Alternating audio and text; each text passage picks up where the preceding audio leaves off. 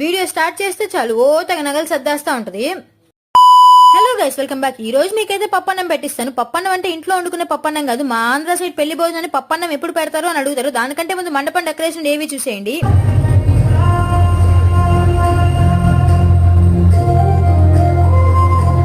పెళ్లికి వచ్చినప్పుడు మనం చూసేవి రెండు, ఒకటి కప్పుల్ని, రెండోది భోజనాలు బాగున్నాయంటే 90% గుడ్ ఇంప్రెషన్ వచ్చేసినట్టే. ముందుగా ప్లేట్ తీసుకుని మాల్పూరి అండ్ మైసూర్ పాక్ అయితే పెట్టించేసుకోండి. ఇది నైట్ మ్యారేజ్ కాబట్టి బోత్ టిఫిన్స్ అండ్ మీల్స్ అయితే పెట్టారు. ఇంకా ఫస్ట్ రౌండ్ లో 3 types of starters, idli, vada, dosa, pulka అయితే పెట్టారు. ఇడ్లీ సాంబార్ అయితే చాలా బాగుంది. పుల్కాలోకి పెట్టిన పన్నీర్ కర్రీ కూడా బాగుంది. నెక్స్ట్ రౌండ్ లో వెజిటబుల్ పులావ్ అండ్ కరివేపాకు రైస్ అయితే పెట్టించాను. గోబీతో ఎండ్ చేసిన అక్కడికే మన స్టమక్ ఐఎమ్ ఫుల్ అనేసింది.